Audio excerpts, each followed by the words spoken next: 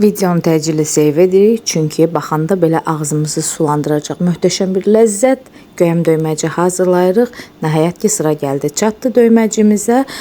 Nə qədər ki, sezonu keçməyib, siz də alın, siz də hazırlayın. 1 kilo göyəmi qəşəng-qəşəng doğrayıram. Qeyd edim ki, məndə təmizləyəndən sonra 1 kilo qaldı. Təxminən 1 kilo 200, 1 kilo 300 qram meyvə alsaz, hardasa 1 kilo əldə etmiş olarsınız. Qəşəng-qəşəng doğradıqdan sonra üzərinə bir dəstə reyhan, böyüklüyünə asılı olaraq 1-2 dəstə cəfəri, 5-6 diş sarımsaq, 1 yemək qaşığı duz, 1 yemək qaşığından biraz az şəkər tozu əlavə edirik, yaxşı-yaxşı qarışdırırıq. 2-3 saat gözləyirik, suyunu bol-bol buraxsın. Daha sonra isə bankalara doldurub qapağını örtülü bir şəkildə qazana soyuq su əlavə edib 25 dəqiqə qaynadırıq. Qaynatdıqdan sonra ağzını presləyib sərin bir yerdə saxlayırıq. Hazırlayan hər kəsə indidən nuş olsun.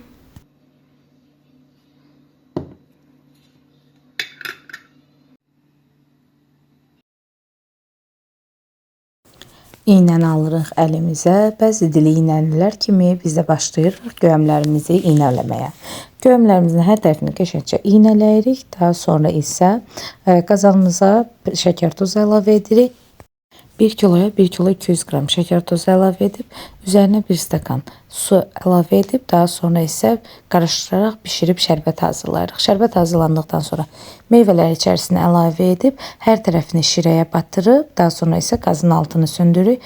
Meyvələri tam soyuduruq. Soyutduqdan sonra isə təkrar gür odda 15 dəqiqə təxminən bişiririk. Çox qatılaşmamalıdır, çünki zaten qaldıqca qatılaşır. Ona görə 15 dəqiqə qaynatmağımız kifayətdir. Üzərində yaranan kəflərini yığırıq. Soyuduqdan sonra isə pankalara doldurub sərin bir yerdə saxlayırıq. Hazırlayan hər kəsə indidən nuş olsun.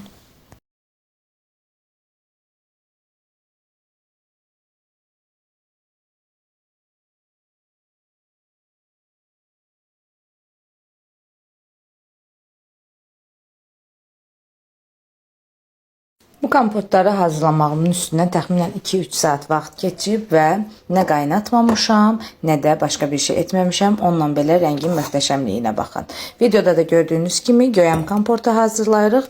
Mənim göyəmlərim balacaydı, ona görə də butulkalara 15-20 ədəd əlavə etdim. Daha sonra hər butulkanın üzərinə 1 stəkan şəkər tozu və qaynar su əlavə edib yaxşıca presləyirəm qapağını. Biraz baş aşağı saxlayıram ki, şəkər tozları ərisin və daha sonra isə ədyalın içərisinə bükərək 1-2 gün saxlayıram ta ki soyuyana qədər. Daha sonra isə sərin bir yerdə saxlayacağım. Artıq görürsüz rəngi indidən necə möhtəşəm alınıb. Qoxusu da, dadı da bir o qədər çox gözəl olur. Hazırlayan hər kəsə indidən nuş olsun.